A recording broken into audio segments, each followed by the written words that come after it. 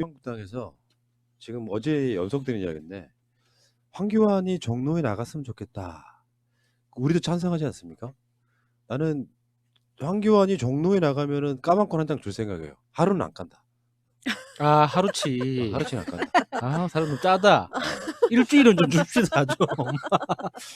근데 종로는 안 나가고 싶어 하고 지금 굳이 이제 하마평이 올라와 있는 게 용산. 여기가 지금 저기 진영 장관 지역구예요. 그리고 또 마용성 그래가지고 마포, 용산, 성동 이런 쪽은 좀 집값도 좀 오르는 지역입니다. 그다음에 강남을, 다음에 구로을, 뭐 요런 데를 지금 거론하고 있다는 거야. 황교안이 나가려면 근데 이게 말이 안 되는 게 용산 나가거나 강남 나가거나 이게 용산이나 강남은 나가면 험지가 아니고 그러니까. 구로는 나가봐야 당선 가능성이 없고 구로는 지금 구로을은 박영선 의원 지역구잖아요. 네. 그러니까 딱 표현이 이렇게 있더라고. 자, 황교안 대표가 나가는 험지를 찾아라. 종로는 빼고 이렇게 되거든요. 우리 집은 서초동이야. 근데 어려워 보이지만 당선 가능성이 높은 이 말 자체가 앞뒤가 안 맞는 말이잖아요. 겉으로 보기에만 어려워 보이지만 실제로는 당선 가능성이 높은 지역구를 찾으라는데 그것도 서울 안에서. 그러니까 이게 지역구를 분석할 때 이렇게 분석하시면 됩니다. 지명도가 높은 거물급이 들어갈 때 당선 가능성이 높은 거는 그나마 중도가 많은 지역이에요. 그러니까 구로 같은 데는 황교안이 나오면 자유한국당 지지하지 않는 다수의 유권자들이 오히려 황교안 때문에 투표장 나와가지고 황교안 떨어뜨린다고. 그러니까 중도가 많은 지역이어야 된다고. 근데 지금 황교안 같은 경우는 마땅히 나갈 만한 곳이 없는 거예요. 그러니까 이미 이 아젠다 싸움에서도 지금 자유한국당과 황교안은 지고 있는 거예요. 왜냐면 나 같으면 종로를 나간다니까요. 종로가 그렇게 만만한 곳이 아니에요. 뭐 노무현 대통령 당선됐다지만 이명박도 당선된 적이 있는 지역이고 종로라고 하는 공간이 아주 원사이드하게 이낙연 총리가 이길 것 같지만 생각보다 어렵게 이길 거예요. 이길 거야. 그러니까 여기서 딱 하면 돈짝 내밀고 자기가 딱 이런 거 있잖아. 뭐 조폭 영화 같은 거 보면 딱 그 식탁이나 테이블에다 칼을 딱 꽂고 나 종로 나갈 테니까 다른 데서 찍소리 하지 마. 당에서 시키는 대로 해. 요게 리더십이라고요. 근데 계속 간보고 있잖아요. 안철수랑 똑같아요. 본인이 종로에 나가는 게 부담이기도 할 거예요. 그런데 제가 봤을 때는 저는 종로에서 뭐 이낙연 이제 총리가 지금 뭐 세종으로 다시 거론도 되고 있기는 한데 종로에 이낙연, 황교안 붙는다 이게 약간 황교안의 급을 올려주는 것 같아서 체급을 맞춰주는 것 같아서 약간 우리가 왜 개똥 치우는데 샤넬 손수건을 써야 되나 비 요즘 지금 날라다닌다. 이런 생각이 들어서 좀 아깝습니다. 근데 황교안한테는 어떤 외투를 입혀줘도 몸에 안 맞는 거기 때문에 지금 정치를 한다는 것 자체가 몸에 안 맞는 거여서 최대한 크고 부담스러운 외투를 걸쳐주는 게 빨리 정리할 수 있는 방법이기도 하죠. 그러니까 자유한국당이 무너질 때는 외부 공격보다는 내부적으로 무너지는 게 가장 확실한데 그 내부에 무너질 때 그 중심축이 될 만한 역할을 해줄 건 황교안보다 적합한 인물이 없잖아요.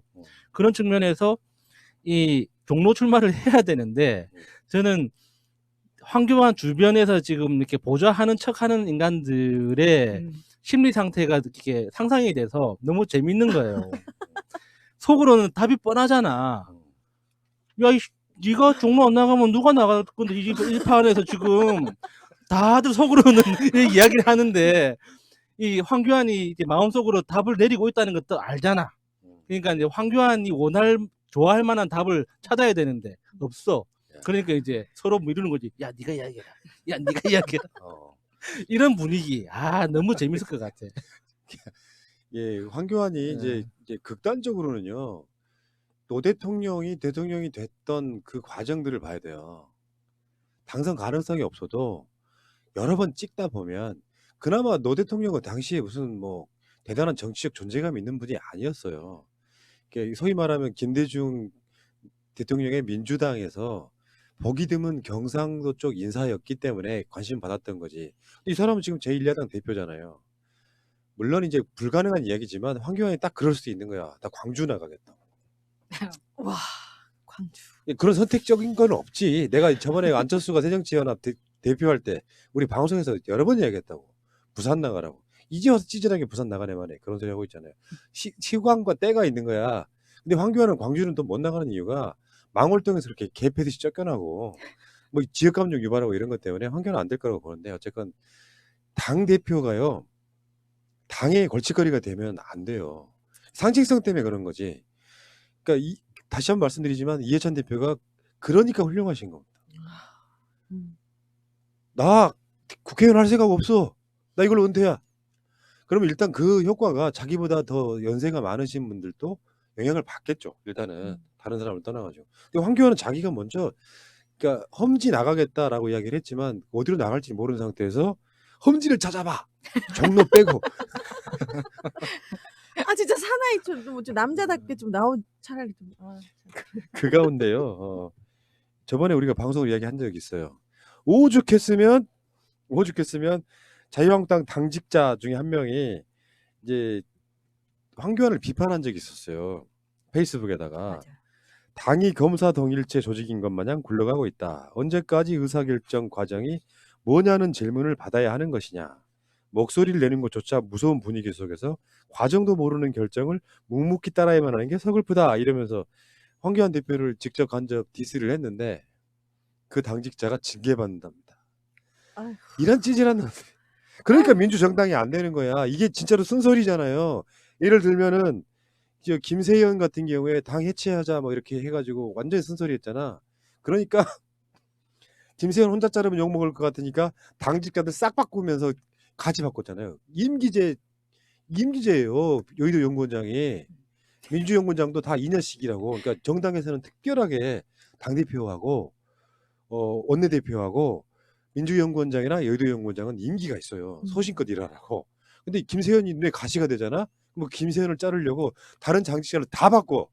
이런 모자란 것들이 꼭 당직자 당연히 그럴 줄 알았어 내가. 그래서 조심하라고 했지. 자업자득이네. 아니 이렇게 목소리도 못 내게 하고 하물며 뭐 SNS에 쓴 거 가지고 이렇게 뭐라고 하는 게 그러니까 과정도 모르는 결정을 묵묵히 따라야 하고 이런 무서운 분위기가 박근혜가 있던 청와대 분위기 같아요. 너무 똑같죠. 그래서 이 대통령을 수장을 만나서 이야기를 못하고 계속 서면 보고만 하는 거죠. 그러면 위에서는 안 보면 나는 몰랐다. 이건 당에서 애들이 알아서 하는 거다. 이런 식으로 피해가는 지금 딱 그 분위기인 거예요. 그 황교안 입장에서는 이렇게 떠드는 애들이 이해가 안 되는 거죠. 사람은 모름지기 태어났으면 성경을 열심히 읽고 성경의 가르침대로 살면 되는 건데 그리고 내가 까라면 까고 시키는 대로 하면 되는 거지. 왜 너는 생각이라는 걸 하냐고. 생각을 하는 게 잘못이니까 너는 처벌을 받아야 돼. 이게 얼마나 투명한 사고방식입니까? 우리가 황교안 얘기니까 가능한 거죠. 우리가 금태섭이나 이철이를 욕했잖아요. 당이 징계하지 않잖아. 근데 징계 뭐 이상한 거잖아요. 근데. 오히려 금태섭은요. 그러니까 총선 기획단에다 집어넣었어. 이게 품의 차이고 그런 목소리도 듣는다가 아니라 나 같아도 기분 나빠. 근데 진짜 중요한 건 태도예요. 그런 목소리들이 있을 때 어떻게 흡수하느냐에 대한 태도란 말이에요. 황교안이 그 청년들이나 대학생들 모아놓고 뭐 맨날 강연 가면은 항상 개쪽당한 거잖아. 자기가 실제로 그런 어떤 비판에 대한 그게 있어야 돼요. 청년들이라고 해서 자기 국회로 청년들을 대낮에 1시인가 불러가지고 그냥 백수들 모아놓고 이런 방식으로 항상 그 뒷북을 치는 이유가 그런 거고 인재 영입도를 보면 그런 거거든요. 그러니까 자유한국당이 그런 식의 마인드를 갖고 있는 그 꼰대 정당을 탈피하지 않으면은 절대 좋아질 수가 없죠. 이 징계한다 그러면 안 되고 나는 좀 성격이 대범하지 않습니까? 속은 되게 꽁해요. 맞아요. 근데 밖으로 표현 이봐요. 빵 터지네. 그러니까 그러면 속마음으로는 막 되게 부글부글 끓더라도 불러서 고맙다. 그래서 좀 바꿔나가 보겠다라고 하는 이벤트를 만들 만한 멘탈이 안 되는 거야. 김세현이 당 해체하자고 했을 때 진짜 해체될 거라고 생각해서 그 이야기를 질렀겠어요? 당대표가 자 김세현을 만납시다 해가지고 이런 상황에 더 열심히 하겠다라는 그 모습 보여줌으로써 그 말했던 사람의 분노가 누그러드는 거야. 그러니까 똑같은 거예요. 근데 그거를 정치인들은 공개적으로 보이잖아. 기자들이 와서 사진 찍고 카메라로 찍잖아. 그러면 그 당의 품이 넓어지는 거야. 야, 황교안 정말 품이 넓은 사람이네 되는데 자기 찍는 소리 하면 징계. 김세현 잘라. 김세현 자르는 거 보고 자유한국당은 진짜로 망조로 가고 있구나라고 내가 느꼈다니까. 정말 동네 양아치만도 못한 아. 거죠. 동네 양아치들도 동생이 덤비면 일단 불러서 술 한잔 사주면서 그래 뭐가 그렇게 섭섭했니? 일단 술 한잔 먹이고 집에 가는 길에 작업을 하거든요. 그쵸. 눈에 보이는 곳에서는 일단 무조건 한 잔 먹인다고. 이게 뭔가 작업을 걸고 이렇게 딱 하려면 안 보이게 해야지. 이렇게 드러나게 하면 안 되죠. 아마추어입니다, 진짜. 그렇지. 근데 그런 것도 없는 거예요. 그러니까 요즘에 그 트렌드 중에 하나가 이제 주영님을 위한 질문이에요. 한국에서 츤데레라고 있어. 일본 말로. 네. 츤데레. 네, 츤츤. 그거 설명 좀 해주세요. 츤츤. 츤츤은 그. 마이크 가깝게요. 네네. 그러니까 츤츤. 츤츤. 그걸 한글로 누구나 튀기네요. 어려워요. 누구나 다 아는 얘기인데 네. 이제 그게 이제 그거죠. 실제로 상대방에 대해서 좋은 감정이 있음에도 불구하고 밖으로 표현할 때는 좀 차갑게 대하는 이런 거죠. 그렇죠. 겉에서는 냉정한 척하면서 안에서는 되게 막 너무 좋아하는데. 그게 대세야. 요즘 흐름은요. 너무 이렇게 고분고분한 것도 싫고 약간 츤데레과가 있어요. 거기에 사람들이 대중적으로 매력을 느끼더라고. 대표적인 인물이 이해찬이에요. 일단 생김새가 무섭잖아요. 근데 실제로 되게 마음속으로 이렇게 품어 안는 게 예를 들어서 이철이나 표창원 이런 사람들이 뭐 당 쇄신 이야기하면 기분 나쁠 거 아니에요. 근데 거기에 표현하지 않잖아요. 근데 그대로 내버려 두잖아요. 거기 이제 약간 츤데레과고 황교안은 즉답하는데 며칠 후에는 바로 잘라버리는 스타일. 김세현 진짜 비기 튀었다니까요. 사실 최악의 리더십이죠. 리더십이 없다고 봐야 되죠. 근데 자기가 사실 리더십이 없다는 걸 당 내에서 계속해서 느꼈기 때문에 단식이나 삭발을 계속 해왔던 건데 그게 너무 그 유통기한이 짧았던 거예요. 그거 했다고 해서 오래 갈 수가 없는 거잖아요. 원래 리더십이 없는 권위가 없는 사람이었는데 그거 한다고 뭐 봐주겠냐고. 며칠은 갔지만. 아까 그 비유를 걷다 들어볼게요. 실제로는 단식해야 될 타이밍이 아닌데 단식을 하는 거지. 개똥 씌우는데 샤넬 손수건 쓰는 거 똑같은 거지. 쓸데없는 너무 많은 걸 투입하다 보니까 네. 실제로 이제 써먹을 게 없는 거예요. 또 단식한다 그러면 사람들이 먹어주겠어요. 그러니까. 그 삭발도 다시 하려면 1년을 길러야 되는데 그 안에 임기 끝나거나 잘릴 건데. 그러니까 지금 생각해보면 얘네들이 왜 삭발인지 기억 안 나죠. 네. 그냥 삭발 물방울만 생각나지. 진짜 웃긴다 이에요. 그래놓고 나 진짜 어제는 밤에 빵 터졌다니까요. 어제 밤에 늦게 이 인재 영입 사실상의 1호 진짜는 2호 꽃제비 이렇게 하니까 빵 터져가지고 됐구나. 진짜 그런 생각이 들더라고. 자유한국당은 안 되겠구나 이런 생각이 들었어요. 그러니까 기대할 수 있는 게 그것밖에 없는 거잖아요. 북한파리. 대한민국 사람들요 북한을 좋아하거나 싫어한다 이런 개념보다는 북한으로부터 빨리 우리가 이 안보 리스크가 없어지면서 서로 교류도 하고 지금 여론조사 해보면 통일을 바라지 않습니다. 당장 통일하는 거 바라는 게 아니야. 교류하면서 철책선 걷어내고 서로 간에 총 쏘고 살지 않겠다라고 하는 건 보수라고 소위 말하면 진짜 보수라고 하는 사람들도 바라는 바예요. 근데 거기에 대놓고 계속 북한파리만 하고 있잖아요. 북한 인권 꺼내는 건 다시 한 번 말씀드리지만 미국이 북한의 핵을 이게 대응하기 위해서 이러저런 이유를 갖다 댄 것 중에 하나가 북한의 인권이에요. 그러니까 상당 부분 과장된 측면이 있다고요. 그러니까 북한이 인권 결의안 이러면 대한민국은 늘 거기서 기권합니다. 찬성을 못하고. 그만큼 북한한테는 굉장히 예민한 것 중에 하나예요. 그러니까 지금 북한 인권 어쩌고 저쩌고 뭐 하는 그런 애를 데려다가 하겠다는 건 무슨 의미냐면 좀 더 크게 봐야 돼 국민들은. 북한을 더 자극하겠다. 그 북한과 어찌 됐건 간에 문재인 정부 이전으로 돌아가려고 하는 그런 시도에 가깝다고 보시면 되죠. 북한을 비판하는 북한 인권을 이야기하는 그래서 북한이 지금 국제사회에서 가장 예민하게 받아들이는 게 유엔 등에서의 인권 결의안 같은 거예요. 근데 그런 애를 데리고 와가지고 하면 북한과 평화 안 지키겠다는 거잖아요. 그러는 당을 어떻게 치고 그러니까 내가 속으로 그랬다니까 됐다라는 말이 딱 그 말이었던 거예요. 모자라구나. 참 슬퍼요, 근데. 예. 어쨌건 지금 자유한국당에서는요, 사실상 생각보다 많이 사퇴론이, 언론들은 그런 표현 되게 많이 씁니다. 법물 터졌다고. 실제로 이제 총선 안 나가고 이럴 사람들이 황교안 사퇴를 외치는 지경까지 왔거든요. 지금 봐봐요. 저기 김세현도 그랬고 여상규도 그랬고 뒤에서 꽁시랑 하는 사람들이 많아지면 언젠가는 황교안 사퇴하고 비대위 구성하자 이렇게 될 가능성이 없죠. 사람들이 참 너무 매정하네.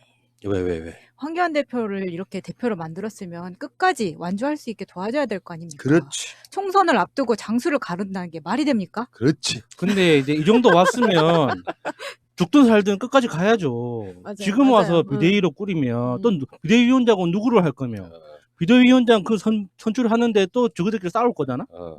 그 사이에 또 시간 간다고. 하나는 있다. 그러니까 우리가 하는 역할은 고품격 이간질 방송으로서 사퇴의 목소리가 높다도 이야기를 크게 해줘야 되고요. 황교안 사퇴를 하지 말라는 말도 크게 해줘야 돼. 그래 지들끼리 싸운다고 안 해서.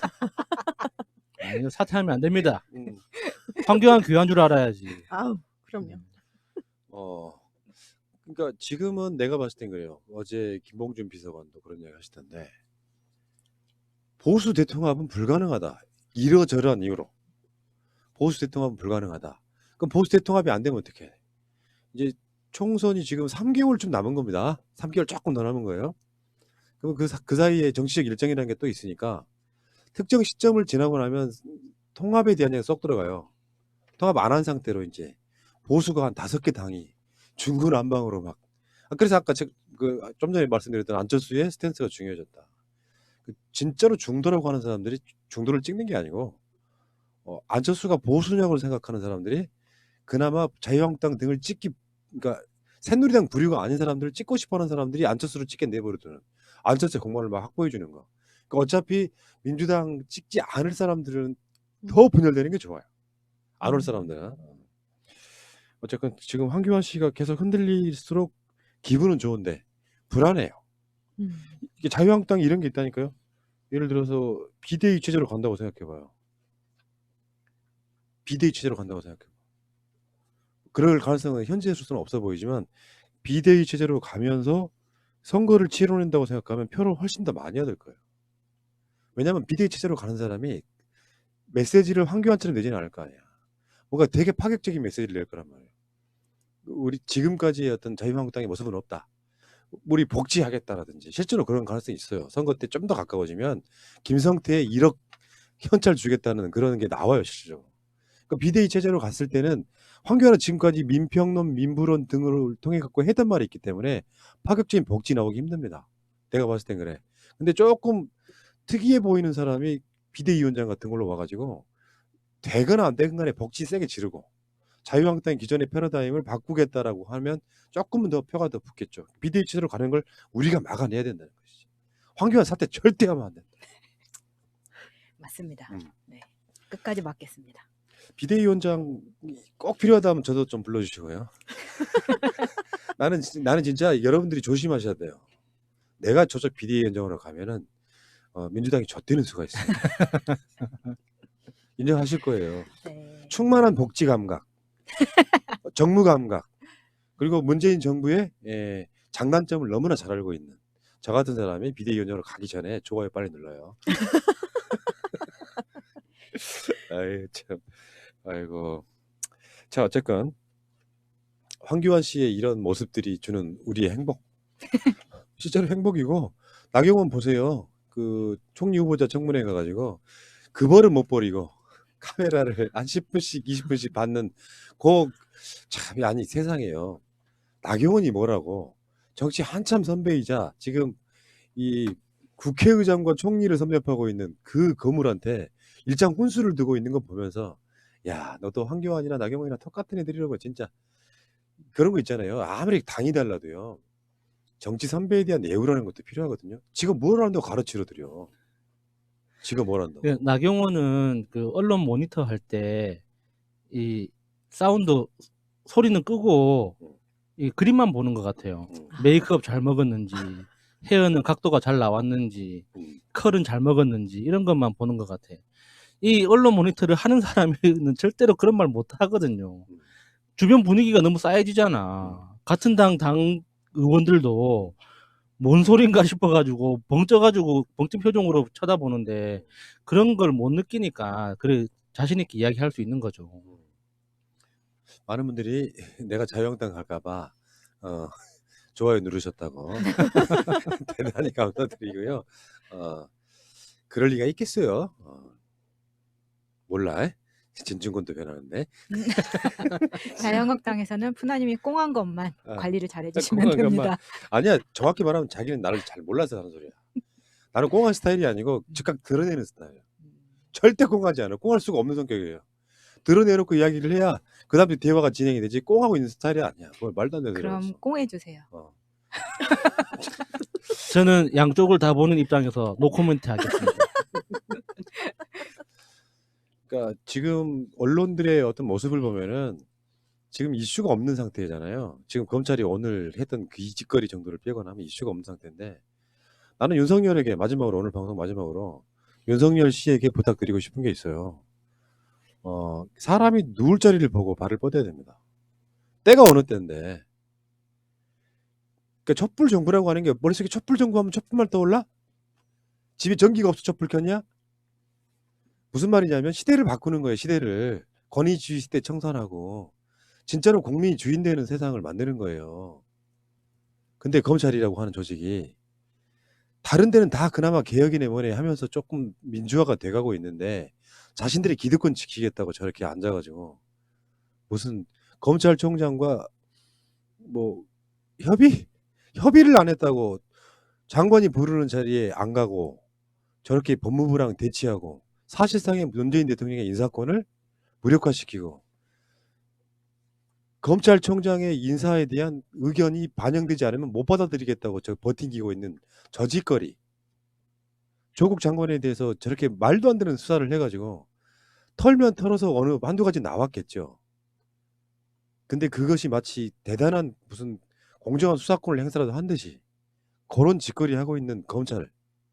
그 검찰이 지금 대한민국의 마지막 적폐로 남아있는 그런 느낌이에요. 착각하시면 안 됩니다. 다시 말씀드리지만 수백 번 강조해도 지나치지 않습니다. 총선 때 민주개혁 세력이 최소 개헌까지 가야 된다고 봐요. 큰 그림 그려야 돼. 그러니까 연동형 비례대표제로 뭐 이야기할 때 많은 분들이 정의당 실현에 만회하셔도 현실적으로 존재하는 정당이고 개혁에 있어서는 도움을 주는 정당입니다. 그러니까 어찌됐건 긁어 모아서 200석 넘게 가야 됩니다. 물론 민주당이 그 중에 압도적으로 의석을 얻어야 되겠지만, 그렇게 해서 과반 넘고 개헌 의석 가고 그러면서 법적으로 검찰의 힘을 완전히 뺄 수 있어야 됩니다. 다시 말씀드리지만 저는 이 사태 이전에도 제가 말씀드린 적이 있어요. 검찰은 기소하는 공무원 그 역할에 지나지 아예 수사권을 없애야 된다고 생각해요. 이거 조금씩 바뀔 수 있겠죠. 다음 21대 총선 그러니까 21대가 끝나고 22대 정도 닥쳤을 때 또 공수처 개정안 발의해가지고 뭐 그런 방식으로 해가지고 또 검경 수사권 조정 해가지고 검찰이라고 하는 조직은 그냥 기소하는 공무원, 저는 그 느낌으로 가야 된다고 생각해요. 왜 약간 이원화돼 있는 게 난 잘못됐다고 보는 거거든요. 수사는 진짜로 경찰이 하면 돼요.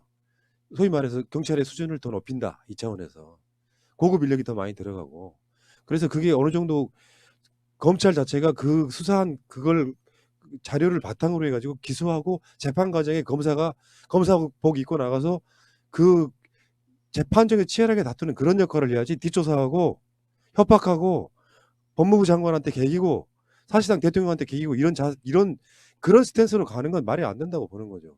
그것이 가능해지려면, 완벽하게 가능해지려면 총선이 이겨야 된다는 거예요. 윤석열 알아야 돼요. 윤석열도 이미 애국심이 아니고 왜곡심이 돼버렸다는 것을. 왜곡심. 푸너님 이야기 듣다가 갑자기 생각이 났는데, 얼마 전에 친구랑 그 전화 통화하다가 이번에 검찰개혁 법안이 통과된 게 기분이 좋기는 한데 그게 나랑 무슨 상관이냐 잘 모르겠다는 거예요. 그렇게 생각할 수 있거든요. 근데 검찰 조사나 경찰 조사를 받을 일이 없는 사람한테는 큰 의미가 없을 수도 있습니다. 역사적인 맥락에서는 다른 시간에 이야기를 한번 더 해야 되지만, 실생활로 다가오는 건 제일 큰 게 뭐냐면, 내가 어떤 잘못을 저질러서 조사나 수사를 받게 되더라도 한 번만 받아도 된다는 거예요. 지금은 경찰에서 수사를 받고 나면 검찰에서 똑같은 수사 곱하기 2배로 한 번 더 받아야 돼요. 왜냐하면 경찰에서 받은 수사는 증거 능력을 인정을 안 해주거든요. 검찰에서 조사한 것만 증거로 인정하기 때문에 경찰에서 수사해서 기소 의견으로 송치를 하고 나면 검찰에서 한 번 더 수사를 하는 거예요. 그러니까 그 아무리 잘못을 한 사람이라도 그거는 정말 심각한 인권 침해거든요. 왜 똑같은 절차를 2번을 밟아야 되는 거냐고. 근데 이번에 검찰 개혁으로 그게 없어지는 거예요. 내가 아무리 잘못했어도 수사는 한 번만 받으면 되는 거. 이거 나한테 진짜 큰 거거든요. 내 인생에 어떤 일이 생길지 몰라요. 내가 잘못한 게 없어도 내 이웃 때문에, 내 친구 때문에 내가 조사를 받을 수도 있거든요. 그러니까 그 내 기본권이 안전하게 보장되는 이번에 큰 개혁이란 말이죠. 근데 이제 이런 건 사실 언론에서 많이 이야기하기 힘들어요. 왜냐면은 그것보다 더 큰 이야기들이 많으니까. 그런데 내 생활에 직접 중요하게 다가오는 큰 변화 중에 하나인데 많은 분들이 도대체 검찰 개혁이 나하고 무슨 상관인가 이렇게 좀 갸우뚱하시는 분들이 많더라고요. 자, 뭐 속보가 들어오는 거 보니까 7시에 법무부에서 인사안을 발표를 한다는 얘기가 있어요, 지금. 그래서 7시까지 이게 방송으로 담아야 돼. 안 그러면 내일로 넘어가면 안 됩니다. 자, 한번 지금 YTN 등을 한번 우리가 보면서 한번 영상을 한번 보면서 자, 저 장면은 이제 우리 황교안 씨가 그 꽃제비 분한테 인재 영입한다고 지금 꽃다발 주는 자유래, 자유. 하트.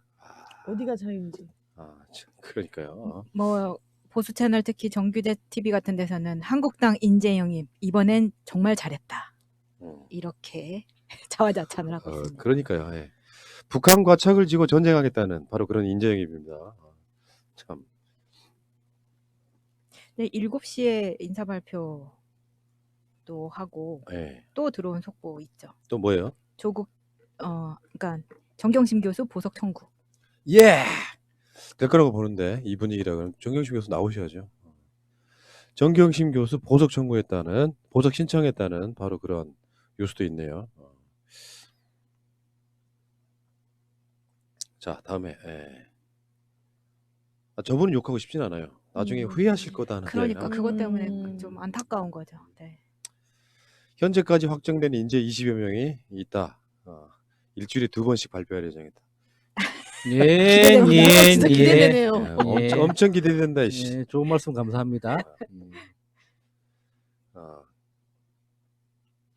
그 이야기 나오잖아. 지금 아까 우리 방송에 했던 이야기. 그러네요. 저 호된 신고식이라고 말하는 게, 저 호된 신고식을 누가 하냐?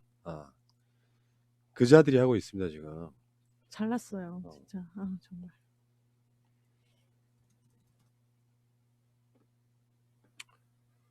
진짜 그 우리 민주당이 그 인재 영입할 때마다 울컥해요. 너무 감동스러워가지고. 근데 요번에 좀 민주당 인재 영입 되는 분들 보고 좀 약간 좀 불만인 게 뭔가 외모도 보는 것 같은. 그러니까 이게 좀 그런 의심을 안 할 수가 없어요. 왜? 안 될 것 같아? 예.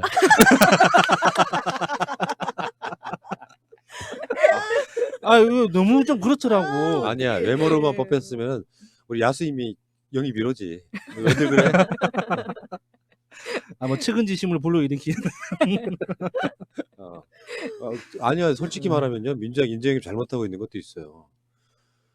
잘생긴 사람이 많아요, 못생긴 사람이 많아요. 못생긴 사람. 그쵸? 못생긴 사람들 입장에 잘생긴 사람 뽑으면 기분 나빠.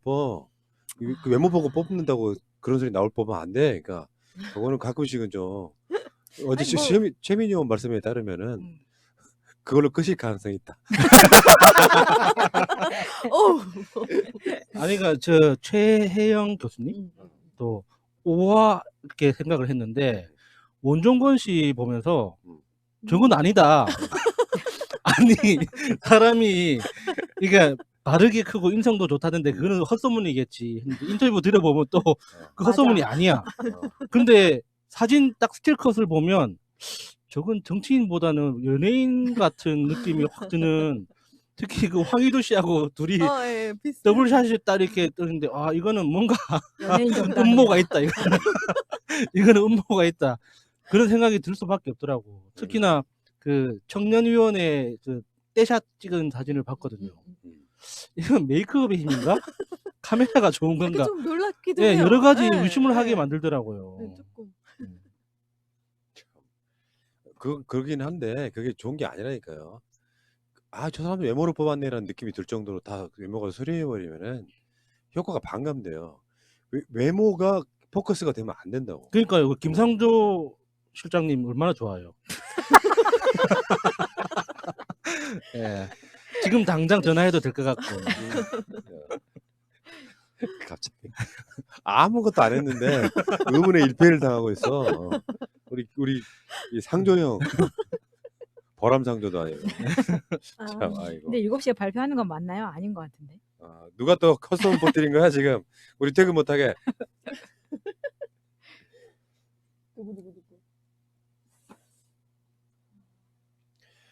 자, 지금 7시가 됐고요. 7시가 돼서 발표할 수도 있겠죠. 지금 간추리 뉴스 나가고 있고요. 네, 발표를 해도 이름은 우리가 다 모르는 사람 아닐까요? 아니 그런 의미가 아니라 이제 이러거지. 법무부에서 발표를 하면 우리 이름 모르지만 이 검찰 인사에 있어서 핵심 몇 사람 보면 돼요. P 뭐 H 뭐 있잖아요. 그러니까 머리숱 많은 애들. 그렇지. 야구 선수 이름도 있고. 그런 사람들이 어떻게 됐느냐만 보면 일단 될 것 같고요. 한번 봅시다. 어떻게 되는지 모르겠는데. 그래서 완전히 윤석열 쪽에 수족을 자르려는 의도가 보인다 그러면 나는 윤석열이 사퇴하는 게 맞다고 생각해요. 왜 자꾸 버텨? 눈치 없이. 그러니까. 그래서 검찰이 지켜지는 게 아닌데 검찰이 지켜지려고 했으면요. 조국 장관 내 수사하듯이 자유한국당 털었어야 돼요. 그러면 누가 찍소리 못 한다고. 그렇죠. 주사 맞을 때 간호사 누나가 그러잖아요. 힘 주면 아파요. 힘 주면 아파요. 이러잖아요. 힘 빼. 예. 힘 주면 안 되는데. 네, 속보에 대한 법무부 내 발 뉴스가 없는데요. 그럼 방송 끝낼게요. 부사님 남모지 하세요. 아유, 힘들어 죽겠어. 아, 진짜로? 지금부터 힘 빠지고 있잖아요. 네. 문제지.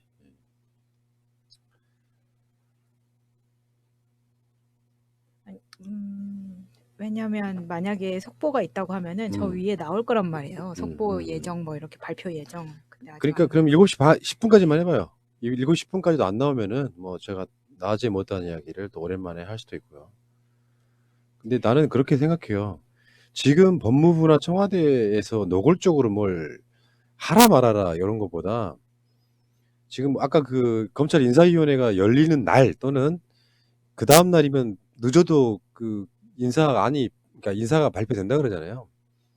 그러니까 그게 어떤 시그널인지를 한번 보고 윤석열 총장의 의중을 전혀 반영하지 않았다고 하면 그게 일상적으로 그렇게 해오고 윤석열에게 무슨 문제가 없었다가 아니라 사실은 저 추미애 포지션이 윤석열을 치러 간 거잖아요.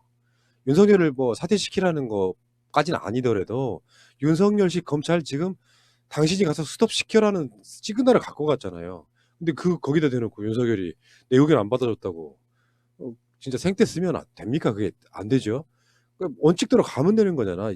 검찰총장의 의견을 들어서 내가 그걸 반영할지 말지는 내 맘이고 그게 대통령이 갖고 있는 인사권의 의미다 보면 거기다 대놓고 요거는 진짜 어찌 됐건 간에 저는 이 정치적 수사를 하고 정치적 행위를 하고 있는 윤석열 입장에서는 이 부분은 상당 부분 정치적으로 해석을 하라는 거예요.